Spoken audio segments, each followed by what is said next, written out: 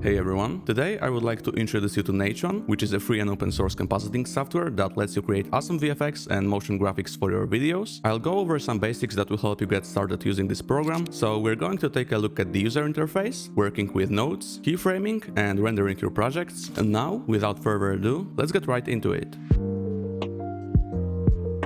Alright, so each time you start Natron, it will create an empty project for you by default. On the right hand side of the screen, you can find a window that allows you to change the settings of your project. If you can't see it for any reason, you can hit S on your keyboard to bring it up. Here you can set the resolution of your project. By default, it's 1920 by 1080, but you can change it to anything you want, like for example 4K. You can also use a custom resolution by selecting new format and manually typing in the desired width and height. Here you can change the frame rate of your project by either moving this slider or just entering the value in this box. And these two boxes right here allow you to set the frame range of your project. The default range is from frames 1 to 250, so if you want to create a longer composition, you can set the last frame to a bigger number, like for example 500. Now you can see that the timeline has extended to 500 frames. Now Natron will automatically choose the right resolution based on the first file you import, but it's always a good idea to double check these settings, because the frame rate will always default to 24 FPS. And now I'm going to open one of my recent projects and we'll start exploring the user interface. Okay, so here you can see a simple project I made a while ago. It's basically a lower third that you can add to your videos. I even made a tutorial on how you can make one yourself, so if you're interested in that, you can check it out. But anyway, first, let's take a look at the Nodegraph, which you can find in the lower half of your screen. You can think of it as an empty canvas, and each node that you add here is like a layer of paint. So by adding nodes and connecting them with each other, you're essentially building your final composite, which in this analogy would be the finished painting. You can navigate the Nodegraph by holding the scroll wheel and dragging your mouse, or by holding Alt and left clicking while dragging. You can also use the scroll wheel to zoom in and out on your node graph, and when you move around, you will notice a small rectangle in the bottom right corner of your workspace. This is basically a mini-map of your node graph, which helps you keep track of your position. Now, there's one special node that you'll always want to have in your node graph, the viewer node. This node allows you to monitor your project by displaying whatever you connect to it in the viewer panel. Right now, I can see my entire lower third, but I can also preview individual nodes by connecting them to the viewer node. You can also just click on a node that you want to preview and hit one on your keyboard to display it in the viewer panel. So by using this keyboard shortcut, you can quickly preview individual nodes. And speaking of the viewer, you can find it in the upper part of your screen, right above the node graph. You can zoom in and out on the viewer using the scroll wheel or the keyboard shortcuts plus and minus. You can also hit F to quickly fit the entire composition to the viewer. Here you can see a timeline of your project, as well as all sorts of buttons that help you navigate it. With these two buttons right here, you can control the playback of your project. So if I click on this one, it will play forward. Then I can click it one more time to pause the playback. And if I click this button, it will play backward. You can also use the keyboard shortcuts JKL, which is way more convenient. So with J you play backward, with K you stop the playback,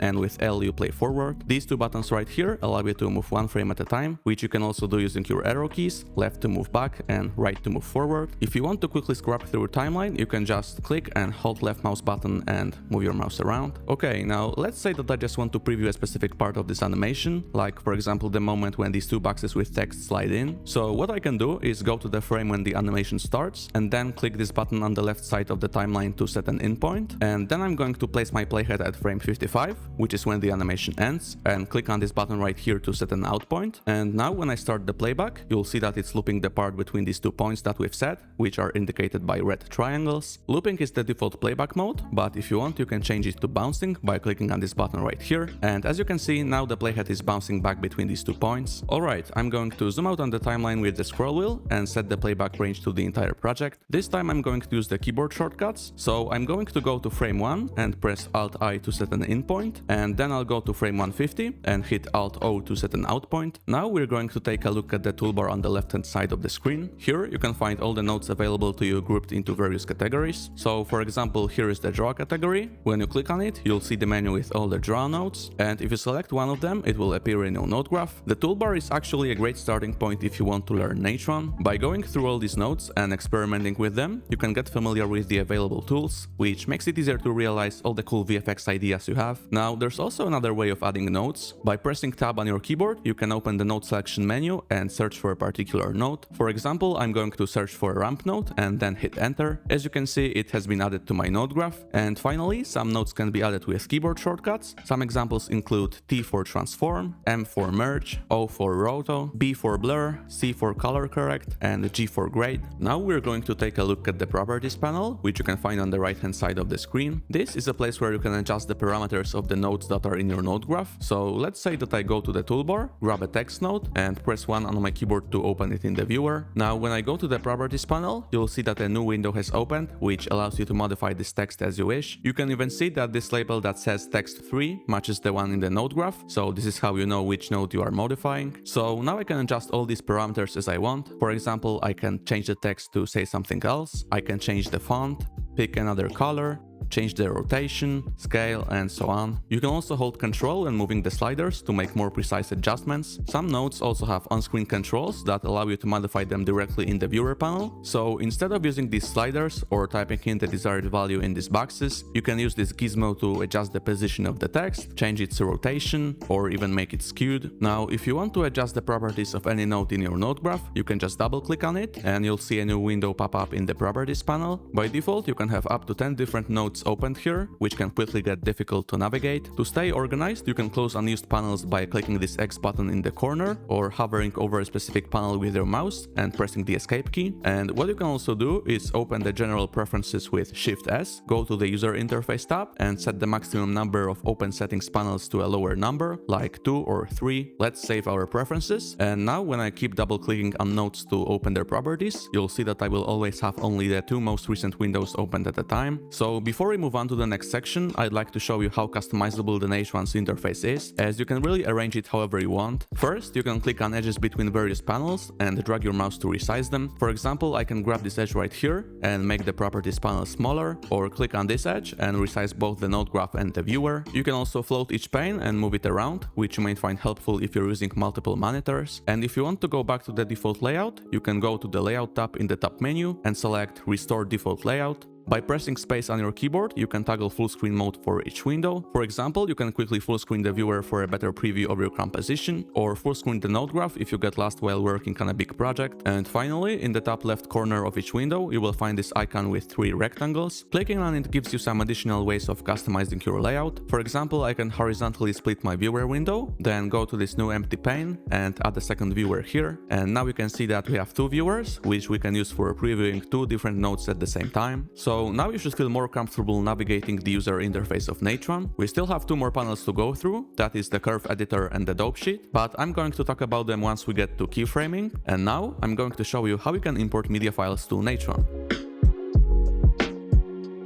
In order to import media to Natron, you have to add a read node into your node graph. There are several ways you can do that. First, you can navigate to the toolbar and select it from the very top drop-down menu. Another way is to press tab to open the node selection menu, type read into the search box and hit enter. And finally, you can just use the keyboard shortcut R, which I'm going to do right now. As you can see, this opens a file dialog, which you can use to select media that you want to import. I'm going to navigate to the folder with some videos. And by the way, you can click this plus icon to bookmark your current working directory so that you can access it quicker in the future. Okay, I'm going to select this video and click open. And as you can see, now I have a read node containing my file. I can hit 1 to connect it to the viewer and start the playback. Now, the video I've just imported is using the H.264 codec, and although it's technically possible to import and play such videos in Natron, the developers recommend you to use other formats. The reason for that is when you use interframe codecs like H.264, H.265 or AV1, you're more likely to encounter a bug and your playback speed will be just terrible, as you can see in this example. So ideally, before importing your video, you would either re-encode it in an intraframe codec like DNxHR or convert it to a sequence of still images. You can easily do that with FFmpeg, which is probably already installed on your system if you're using Linux. In fact, I'm going to quickly show you the first method with DNxHR. First, open your file manager and navigate to the folder with the video that you want to import. Next, right-click anywhere to open the context menu and select Open Terminal here. And now type the following command, ffmpeg-i, then the file name of your video, and then -c:\v dnxhd-profile:\v3, and finally the name for the output video with the MOV extension, so let's just say output.mov.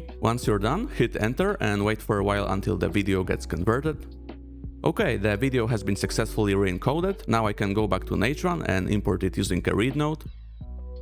as you can see, the playback is now way better than previously, and if you want to convert your video to a sequence of still images instead, you can find the instructions on how to do it in the official Natron documentation, which I'll link in the description of this video. And by the way, the initial playback will always be choppy, because Natron has to cache the footage, but once your timeline turns green, it means that everything has cached and you will have real-time playback. So now that you know how to import media files to Natron, let's dive into the basics of node-based workflow.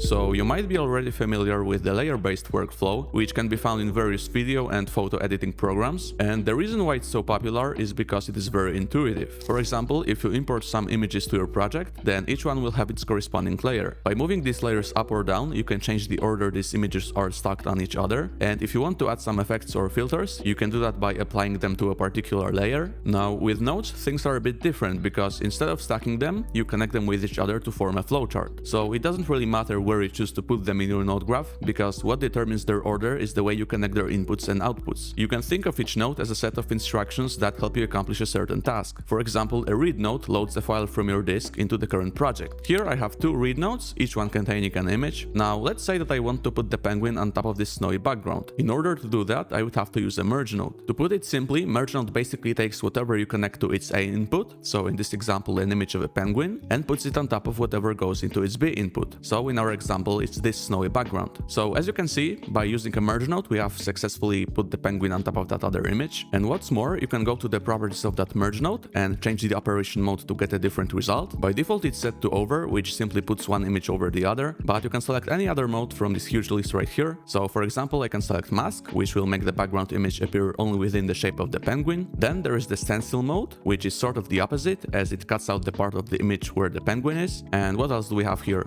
I could select freeze, which makes the guy look kinda creepy actually. So let's go back to the default mode. Now I don't know about you, but I feel like this guy is too big, and besides I'd like to put him on this path here. So if I want to change the scale and the position of an image, I have to use a transform node. And by the way, now you'll see why the way you connect nodes with each other is important. First, let's add this transform node right after the read node containing the image of the penguin. I can do that either by connecting the read node to the transform node and then piping this transform to merge one, or I can grab this transform node, hold Control on my keyboard and drag it onto this yellow point right here. So now I can take this dude, put him in the center, scale him down, and do whatever else that I might want to do. But if I take out this transform node and add it to the node tree right after merge one, you'll see that it's affecting both of these images. And when you take a look at the node graph, it actually makes sense. In our first case, we had this snowy image as a background, then we took the image of the penguin and transformed it before it got put over the other image. However, in this case, we first put these two images together, and then we ran through a transform node, which is why both images are being affected. Alright, let's put this node back in its original place, and let's say that I want this penguin to drop a subtle shadow, just to help him stand out from the background a bit more. So I'm going to select the transform node, open the node selection menu, and search for drop shadow, and now when I hit enter, you'll see that it has automatically connected right after the transform node, because I had selected it beforehand. So that's a cool little feature that saves you time on manually connecting the nodes. Anyway, let's go to the properties panel and adjust some of the shadow settings.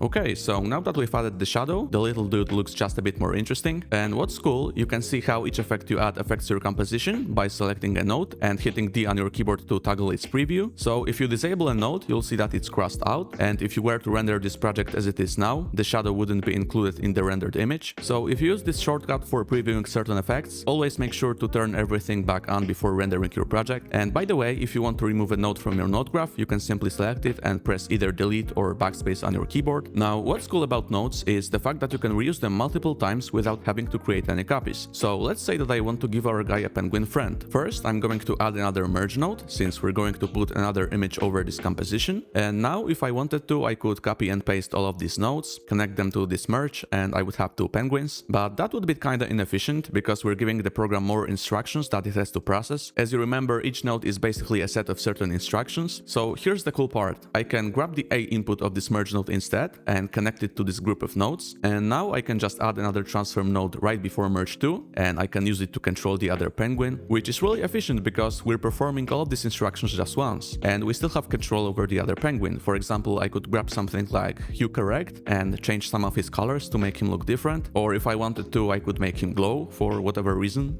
Anyway, there's one more thing I want to briefly talk about in this section, and that thing is masking. You may have already noticed that a lot of these nodes have an additional input labeled mask. So masks are essentially grayscale images, also known as mattes, that tell a node where to apply its effect. For example, let's say that I want to create a simple vignette to bring more focus to the center of the image. First, I'm going to add a grade node right after merge to, so that it can affect the entire composition, and then I'm going to navigate to the properties panel and take down the gain value to darken the image. Okay, that's cool, but I only want to darken the edges and not the entire image, and this is when a mask will come in handy. So what I'm going to do is add a radial node, and actually I'm also going to add another viewer to make this example easier to visualize.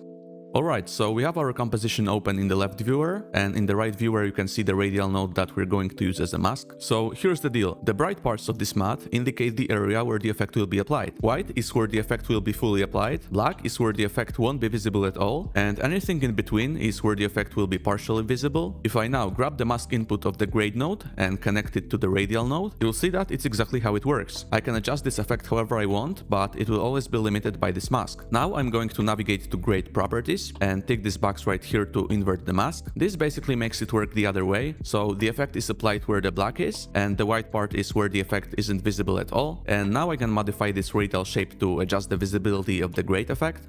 Alright, so there's way more that you can do with nodes, but these are basically the most important concepts that you need to know to get started. If you want to learn more about nodes, I recommend you to watch this video by Casey Ferris, where he explains the absolute basics using Toast. His video is about Fusion, but it's very good and it can still help you wrap your head around node-based workflow. Anyway, now let's dive into the basics of keyframing. Okay, so here's a very simple project that we're going to use to learn the basics of keyframing. As you can see, we have a solid node, which makes up the white background for this composition. Then we use a radial node to create a ball and run it through a drop shadow effect to add some depth. Next, we add a ramp node to make a color gradient and put it over the ball using a merge node with the operation mode multiply. Finally, we use a transform node to adjust the position of the ball and merge it on top of the white background. As you can see, I'm reusing the same radial node 4 times to create 4 different balls. So what we're going to do now is animate these balls so that they move to the right. Let's start by double clicking on the first transform node to open its properties. And when it comes to transform nodes, some of their properties can be controlled directly in the viewer panel using on-screen controls. So when I grab this gizmo and move my mouse around, I can change the position of this ball. And if I want to move it only in one dimension, I can hold shift and drag it either vertically or horizontally. When I do that, you can see that the X value of the translate property is changing. So that's what we're going to keyframe. Since I want the animation to start right away, I'm going to make sure that the playhead is located at the very first frame of my project. And now let's add a keyframe by navigating to the properties panel, right-clicking on the X value of the translate property and selecting set key. You can see that the box has changed its color to blue, which indicates that this frame is indeed a keyframe. Now when I move the playhead to another frame, you'll see that the box turns light blue, which simply serves as a reminder that we're animating this parameter as opposed to all the other ones that are gray. Now I want this animation to last 2 seconds, and since my project has a frame rate of 60, I'm going to move my playhead to frame 120. Then I'm going to add another keyframe for translation, and while holding shift, move the ball to the right. And now when I start the playback, you'll see that the ball starts moving at frame 1 and then it stops at frame 120. So by setting keyframes, we essentially told the program at frame 1 I want the ball to be in this place, and at frame 120 I want this ball to be here. And using this information, the program interpolates the ball's movement, which means that it's calculating its position for each frame in between these 2 keyframes. By default it uses linear interpolation, which results in a movement at a constant speed, but you can adjust the animation however you want using the curve editor. Before we explore this panel, let's just quickly animate the remaining balls. We can actually copy the existing keyframes by right-clicking on the animated property and selecting copy animation. And now we can select another transform node, right-click on the translate property and select paste animation. As you can see, now both the blue and the red ball move in the same way, so I'm just going to repeat this process for the remaining 2 balls.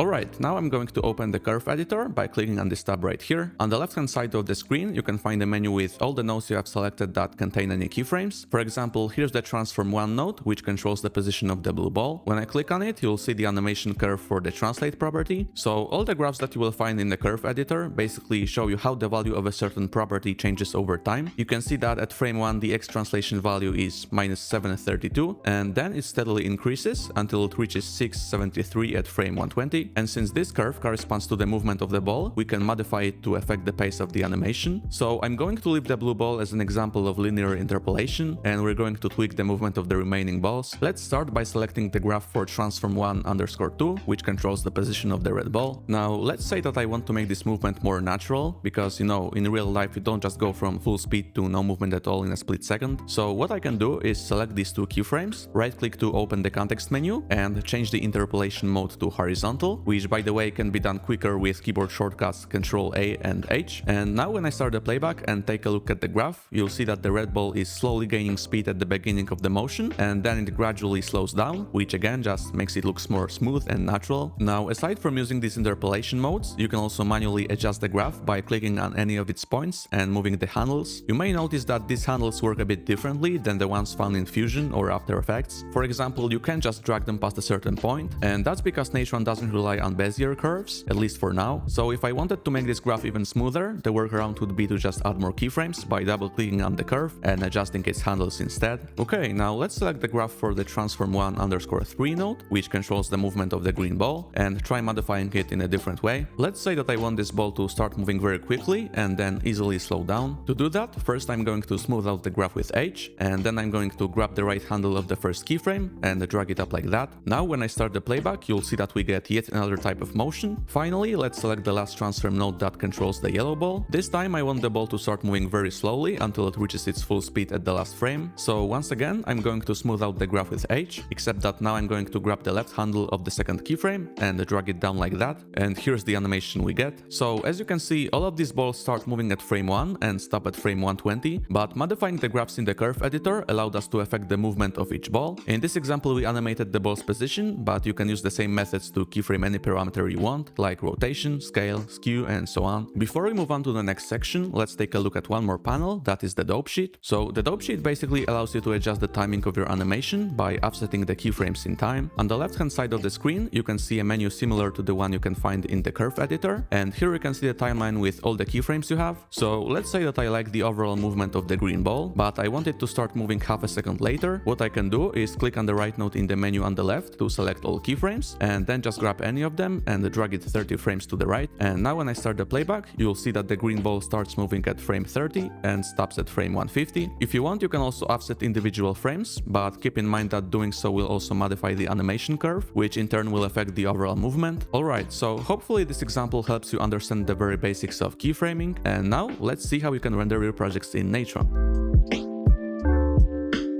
To render your project, you have to add a right node into your node graph. You can do that by navigating to the toolbar and selecting it from the image submenu. Alternatively, you can press tab and search for it in the node selection menu, or simply use the keyboard shortcut W. Doing so will open the file dialog, which allows you to pick a folder where the rendered composition will be placed. Here you can type in the file name for the output video and choose a container format by either typing in the appropriate file extension or selecting it from this menu right here. If you're not sure what format you should use, I would recommend you to go with MOV, since it supports a wide variety of codecs. Once you're done, you can hit save, and now you should be able to see a right node in your node graph. Now you just have to grab its input and connect it to the part of your node tree that you want to render. So if you want to render the entire composition, you can connect it to the very last node, and if you want, you can also export specific parts of your project. For example, if I wanted to export just this red ball, I would connect the right node here. Now you can go to the properties panel and adjust the export settings. First, you can change the name and the location of the output video if you already changed your mind. Next, you can choose both the input and output color space. Then you can choose what frame range will be rendered. By default, it's set to entire project, but if you want, you can change it to manual and render only a part of your composition. For example, if I set the last frame to 60, then the output video will end when the balls are still in motion. Next, we have the encoder options. Here you can change the container format as well as the video codec for the rendered composition. Now, the type of codec that you should use depends on what you intend to do with the output video. If you're using Natron to create VFX for a project in a nonlinear editor like Kdenlive, then I would recommend you to use intra-frame codecs like Apple ProRes or DNxHR, which are intended for the post-production process. They preserve much more details than, for example, H.264, which simply means that the output video will have better visual quality. On the other hand, if you're planning to upload the rendered video directly to the internet, then I would recommend you to use codecs that utilize more efficient compression like H.264, H.265, or AV1. Here, you can change the frame rate for the output video. I'm pretty sure it always defaults to 24 FPS, regardless of your project settings, so always make sure to match it before rendering.